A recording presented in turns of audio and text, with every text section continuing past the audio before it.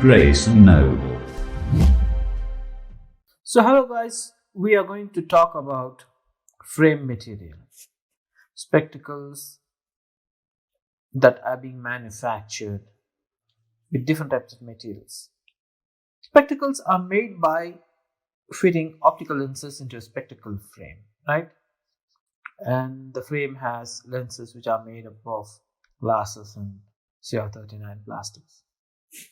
Spectacle frames are in a variety of sizes, styles, and frame materials. Most common spectacle frame materials are generally classified as plastics and metal frames.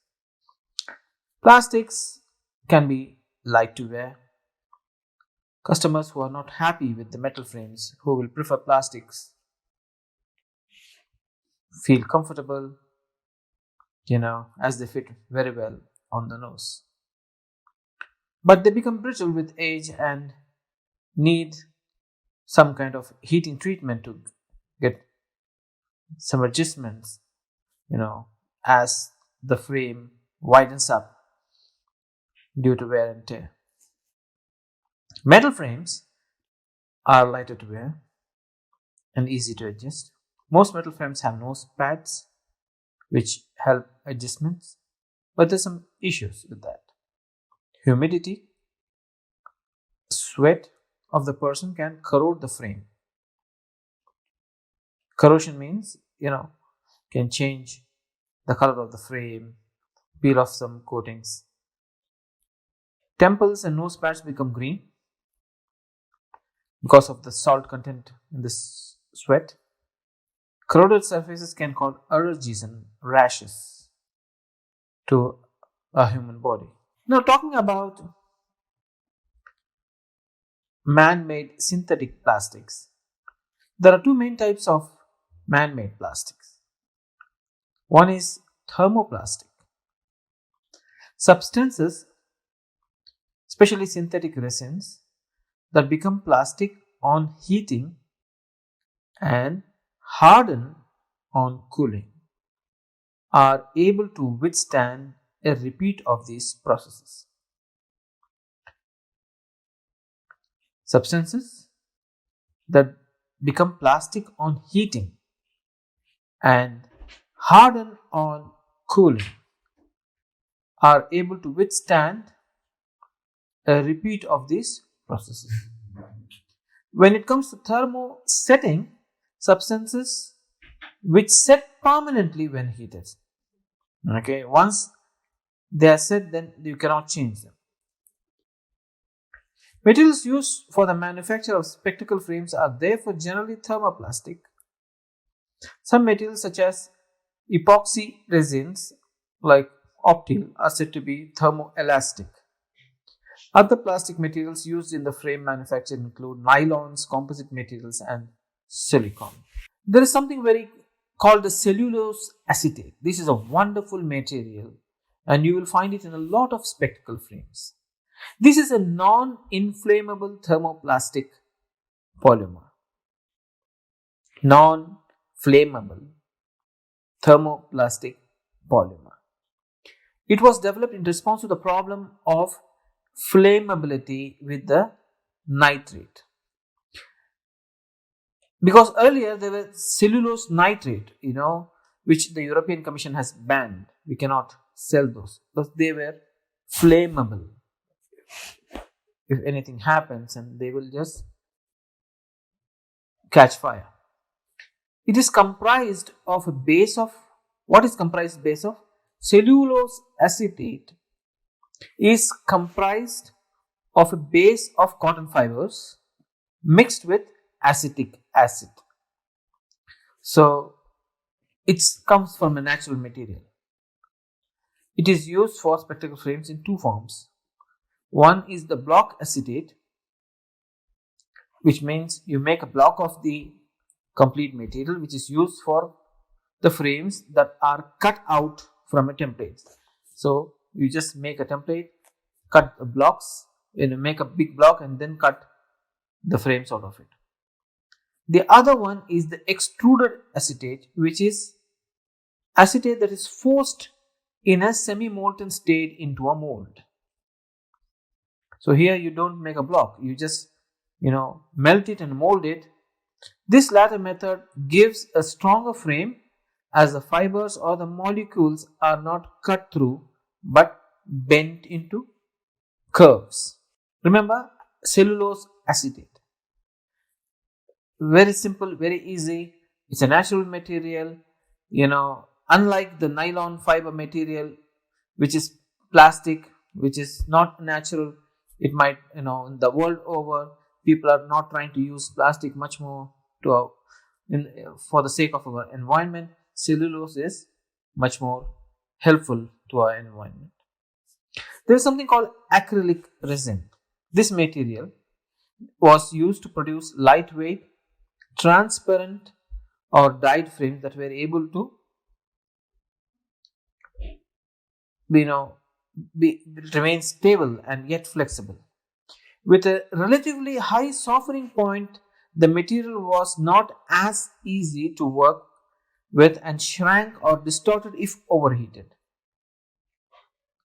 This material was popular earlier in the 1950s and 60s when it was used to manufacture superframes. So we don't have much of acrylic material these days.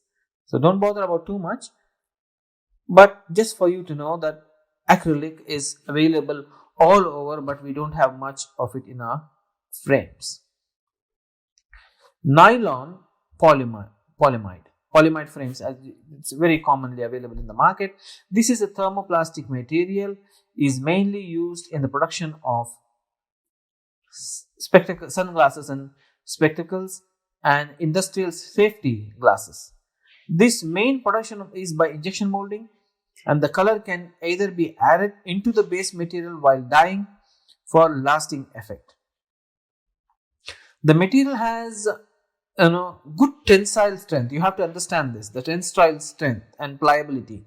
Pure nylon is only available in single solid colors and with limited shine due to the nature of the material. However, a mixture of nylon with carbon fiber can be used to improve the surface finish and also assist the tensile rigidity. Metal sides temples are preferable to give easier adjustment, which will be longer lasting than trying to adjust a nylon temple which springs back into shape too easily.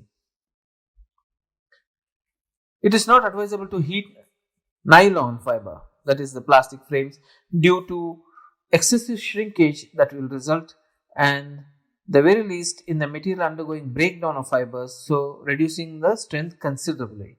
Nylon has a good plastic memory, and this also reduces the chance of getting a good adjustment.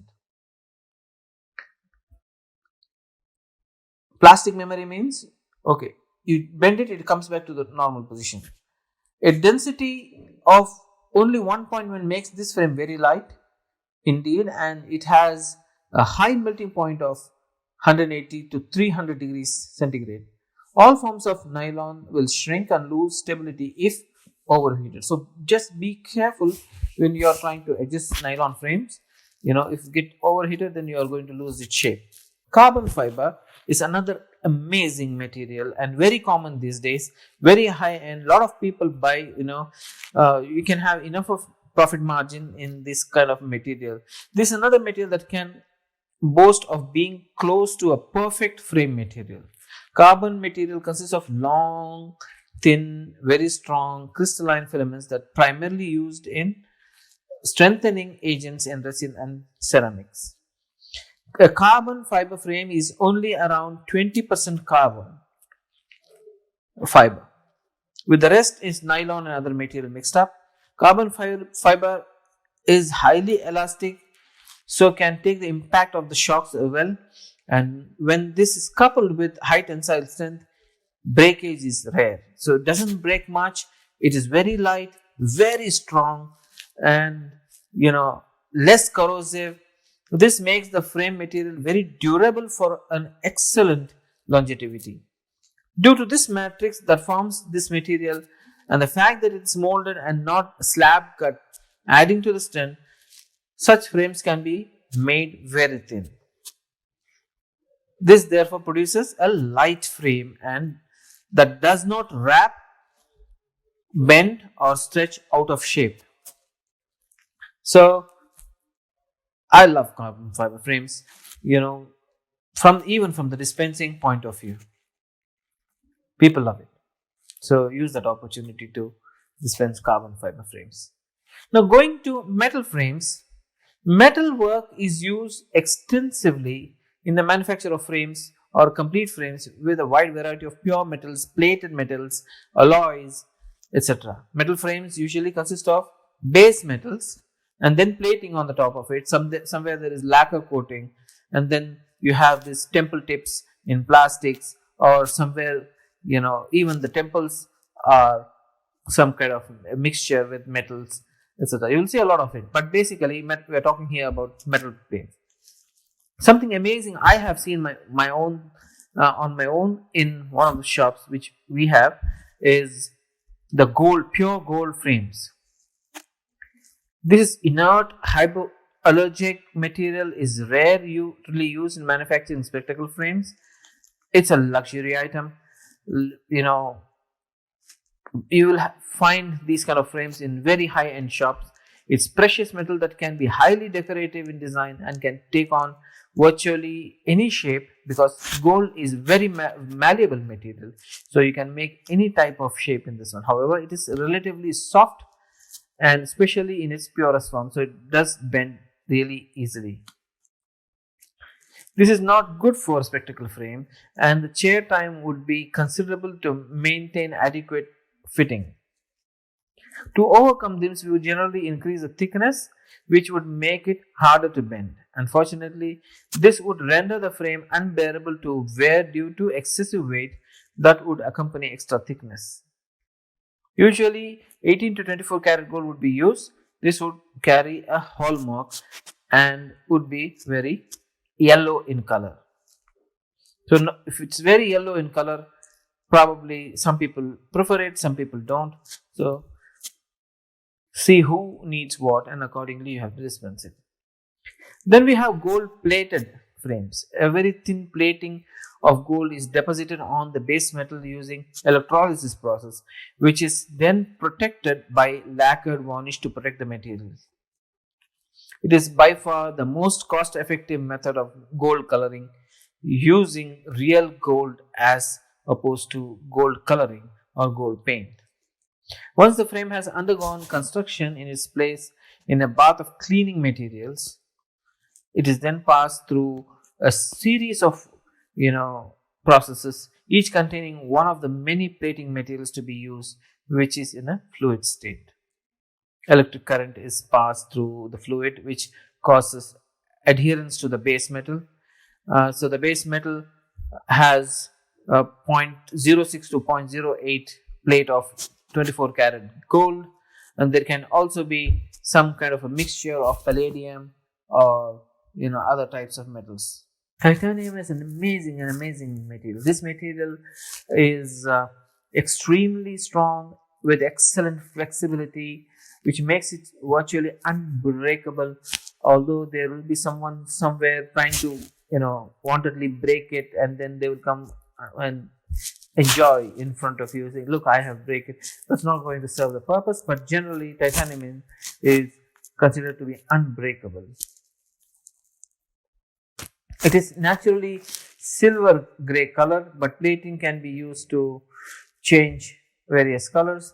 The material is naturally hypoallergenic, corrosion resistant, perspiration acid resistant, and up to 10 times more resistant to atmospheric and aberration attack on the plate other than the gold plate, and up to 4 times more resistant than the pure gold. However, the durability of the frame, coupled with the reduced needs of the adjustment due to non-warping of this material, may be seen as counterbalance. A further downside of the titanium is that it cannot be soldered. Frames and surgical stainless steel are another alternative to titanium's. Qualities of stainless steel frames include lightweight, low toxicity, and strength. Many stainless steel frames are also nickel free and thus hypoallergic. Stainless steel frames are readily available, reasonably priced. It's an alloy of the steel and chromium and may also contain another element. Most stainless steel contain anywhere between 20 to 30% of chromium, which provide excellent resistance to corrosion, abrasion, and heat. Okay, these are generally available in the market, and all you need to know is how to pinpoint the advantages and sell the benefits to your patients. All right. Next, we'll be talking about parts of the spectacle frame. Catch you soon.